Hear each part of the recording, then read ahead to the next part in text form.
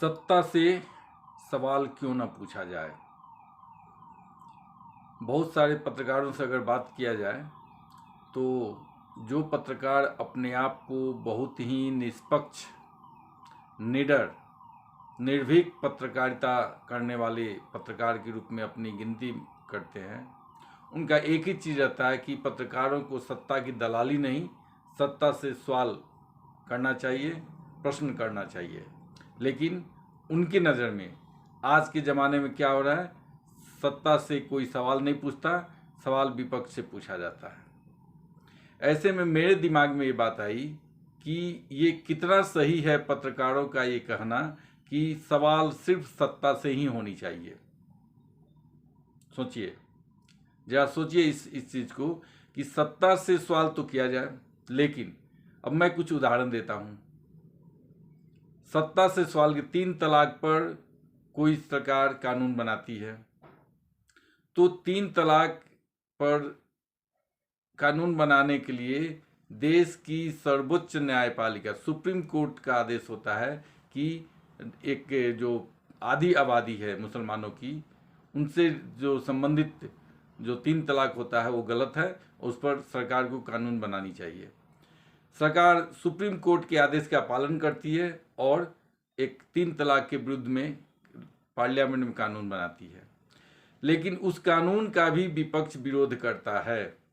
वैसे में अब आप बताइए सवाल किससे होना चाहिए, सत्ता से, क्योंकि सत्ता ने 3 तलाक को ख़त्म किया, या 3 तलाक देने वाले के खिलाफ कानून बनाया, या जो 3 तलाक कानून का विरोध कर रहे थे उनसे किया जाना चाहिए। फिर दूसरा एग्जाम्पल, यूनिफॉर्म सिविल कोड। ये कोई आज की घटना तो है नहीं, कोई आज की डिमांड तो है नहीं। इसका उल्लेख संविधान में किया गया है। संविधान में किया गया है कि आने वाले समय में लोगों के बीच जागरूकता लाया जाए और in course of time uniform civil code लागू किया जाए। अब मान लीजिए सरकार यूनिफॉर्म सिविल कोड लाती है, तो ये सांप्रदायिक या संविधान के विरुद्ध कैसे हो गया। अगर संविधान में उल्लेखित यूनिफॉर्म सिविल कोड कोई सरकार लागू करना चाहती है, वैसे में सवाल किससे पूछा जाए, सत्ता से जो उसे लागू करना चाहती है, या विपक्ष से जो उसका विरोध करती है। जम्मू कश्मीर में 75 सालों से 370 धारा लागू थी, जिसे टेम्पोररी कहा गया था, अस्थायी। एक ऐसा टेम्पोररी प्रोविज़न जो 75 साल तक चलता रहा, आतंकवाद होता रहा।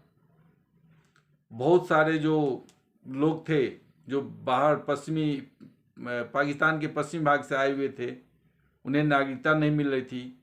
दलित समाज के, वाल्मीकि समाज के जो लोग थे, जो सैकड़ों वर्ष से वहाँ काम कर रहे थे, उन्हें कोई सुविधा नहीं थी, उन्हें नागरिकता नहीं थी। देश में, एक ही देश में 2 संविधान, 2 निशान, 2 झंडे, 2 प्रधान का व्यवस्था किया गया था। अब वैसे एक राष्ट्रीय मुद्दा में भी जब 370 हटाने की हिम्मत कोई एक सरकार करती है, जो संविधान में ही जिसे टेम्पोररी कहा गया था, उसके बावजूद कुछ विपक्षी पार्टियां उसका विरोध करती है। जरा सोचिए सवाल किससे पूछा जाए, सत्ता से जो 370 हटाती है, या उनसे जो 370 को रखना चाहती, 370 को कंटिन्यू करना चाहती है, जो आज भी 370 के विरुद्ध में कुछ बोलना नहीं चाहती है। अभी हाल की घटना है, कल की घटना में कोई भी हिंदू ने पत्थरबाजी नहीं की। पत्थरबाजी करने वाले मुसलमान थे। जो वहाँ की सत्ताधारी कांग्रेस पार्टी है, उसके मुंह से मुसलमान शब्द भी नहीं निकल रहा है। वो ईद के नमाज के बाद पत्थरबाजी हुई, इतना भी बोलने को तैयार नहीं है। वो क्या बोलते हैं, हिंदुओं ने किया, भाजपा ने किया। सवाल ये है, जहाँ पर हिंदुओं का कोई एक भी व्यक्ति नहीं था, ईद की नमाज के बाद उसके पहले दिन ठीक है कि हाँ, जब वो भगवा झंडा वहाँ से हटाया गया, वहाँ उस जगह पर इस्लामिक झंडा लगाया गया, तो वैसे कंडीशन में हिंदुओं ने उसका विरोध किया और दोनों तरफ से झड़प हुई थी, ये सही है। लेकिन दूसरे दिन, ईद के दिन, जो ईद के नमाज के बाद जो घटना हुई, उसमें कोई भी हिंदू वहाँ पर या हिंदू संगठन वहाँ पर नहीं था। कंप्लीट मुसलमान गुंडों ने वो तोड़फोड़ किया, उपद्रवी ने तोड़फोड़ किया, लेकिन कोई भी कुछ बोलने को तैयार नहीं है। कांग्रेस पार्टी मुसलमानों का नाम लेने के लिए तैयार नहीं है। अब प्रश्न ये उठता है, सवाल किससे पूछा जाए, सत्ता से या विपक्ष से? पत्रकार बोलते हैं जो निष्पक्ष अपने को, ये जो सत्ता विपक्ष से सवाल पूछे वो गोदी मीडिया है। अगर गोदी मीडिया है तो मेरा ये कहना है कि अगर बालाकोट में भारतीय सेना बम गिराती है और उसका प्रमाण मांगता है, उस पर जो शंका व्यक्त करता है, वो सरकारी पार्टी तो करती नहीं है, सत्ता तो करती नहीं है, उस पर सवाल कौन उठाता है? विपक्ष। तो सवाल किससे पूछा जाए, विपक्ष से या सत्ता पक्ष से? या तो जब उनका फोटोग्राफी करने के लिए कहते हैं, क्या आज तक ऐसा हुआ है? क्या अमेरिका में किसी ने कहा कि हाँ तुमने ओसामा बिन लादेन को मारा तो उसका फोटोग्राफी दिखाओ? नहीं तो हम नहीं मानते हैं कि ओसामा बिन लादेन मारा गया। लेकिन भारत में ऐसे कुछ लोग हैं जो हमेशा कोई भी अच्छा काम हो उसका विरोध करेंगे।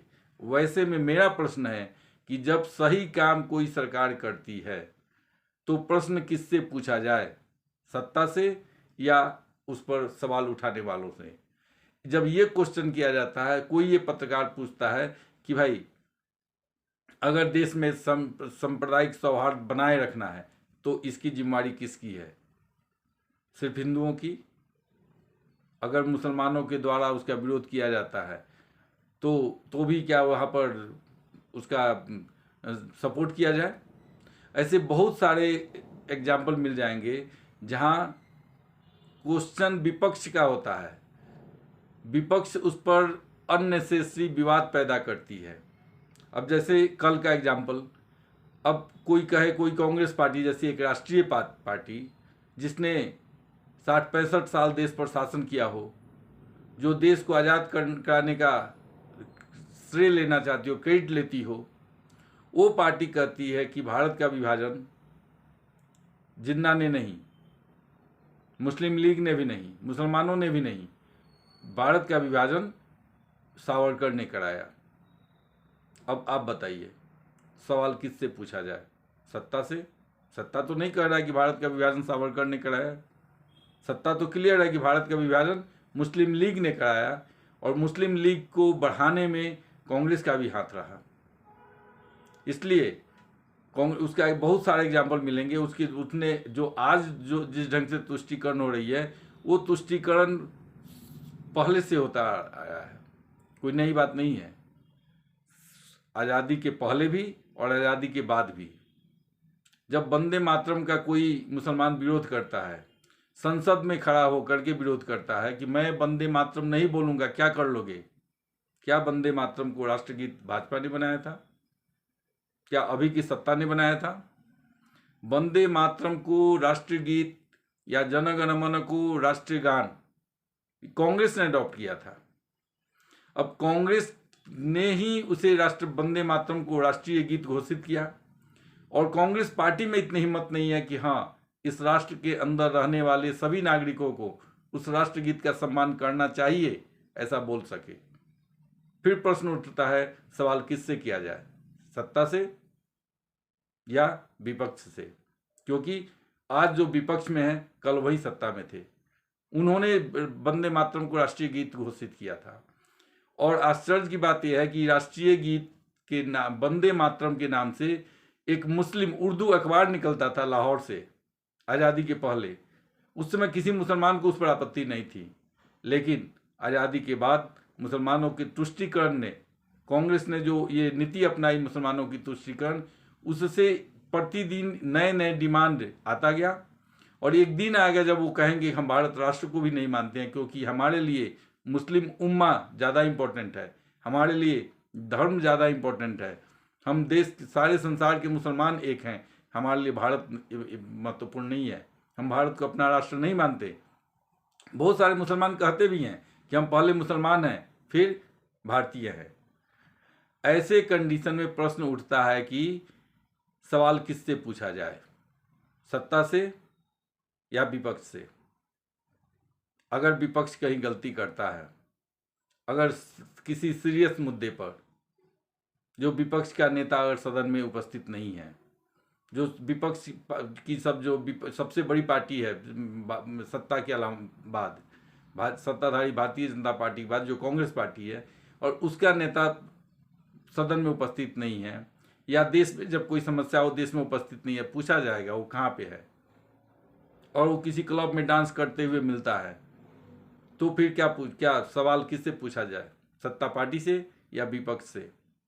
मेरा प्रश्न ये है कि गलती जिसकी होगी, गलत डिसीजन जिसका होगा, सवाल उसी से पूछा जाएगा, चाहे वो विपक्ष में हो चाहे वो सत्ता में हो। सत्ता में बैठने वाली पार्टी अगर गलत करती है तो उस पर सवाल पूछा जाएगा। अगर सत्ता में बैठे लोग कुछ गलत करते हैं तो उस पर क्वेश्चन मार्क लगेगा, लेकिन इसका मतलब ये नहीं कि जो लोग विपक्ष में बैठे हैं उनकी कोई रिस्पॉन्सिबिलिटी नहीं बनती। अगर डेमोक्रेसी की बात की जाए तो विपक्ष का भी उतना ही रोल होता है जितना सत्ता पक्ष का है। हाँ, सत्ता पक्ष सत्ता में होता है, शासन उसके हाथ में होता है, लेकिन विपक्ष में भी ये क्षमता होनी चाहिए, ये शक्ति होनी चाहिए कि वो सत्ता पक्ष को आगे नहीं बढ़ने दे, कोई भी गलत काम नहीं करने दे। लेकिन हमारे यहाँ एक नियम बन गया है, प्रत्येक पत्रकार जो एक्चुअली सच पूछिए तो पत्रकार नहीं है, वो कंप्लीटली चाटुकार है, जो खुद चाटुकार है, जिसमें बहुत सारे नाम, बड़े बड़े पत्रकार जो अपने आप को राजनीतिक विश्लेषक बन के टीवी चैनलों पर बैठते हैं। अभय दुबे, नाम सुनिए, अभय दुबे, आप जरा उनका कोई भी विश्लेषण सुनिए, कंप्लीट एक पक्षीय होगा। विनोद शर्मा, बहुत बड़े पत्रकार, हिंदुस्तान टाइम्स के चीफ एडिटर, जहाँ उनका विश्लेषण पढ़िए, कंप्लीट एक पक्षीय होगा। ये वही विनोद शर्मा है जो जब कश्मीर गए हुए थे तो इन्हें घर के अंदर घुसने नहीं दिया था जिलानी ने, लेकिन फिर भी ये लोग नहीं सुधरने वाले हैं। ये अपने आप को निर्भीक पत्रकार, निष्पक्ष पत्रकार मानते हैं।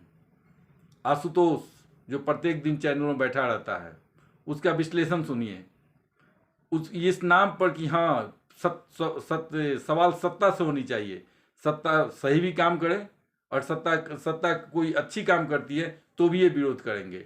मैंने कहा इनका तर्क क्या है, अगर गरीबों को लॉकडाउन में मुफ्त राशन दिया गया जो बीपीएल में है, बीपीएल के अंदर है, तो भी उसका विरोध करते हैं कि ऐसा करके उन्हें फ्री खाने की आदत लगा दी गई है। एक्चुअली ये उसका विरोध नहीं कर, इन्हें दर्द इसका है कि ये जो फ्री में राशन दिया जाता है, इससे एक लाभार्थी क्लास तैयार हो गया है जो मौजूदा सरकार का सपोर्ट करती है, भाजपा के सपोर्ट करती है, और ये चाहते हैं कि अगर ये बंद कर दिया जाए तो ये जो लाभार्थी है, किसान सम्मान निधि के द्वारा हो, पेंशन हो, या फिर ये जो घर बना के दिया गया, शौचालय बना के दिया गया, ये जो सरकार काम करती है, ये जो सरकार काम करे, सत्ता काम, क्या इसका भी विरोध होना चाहिए?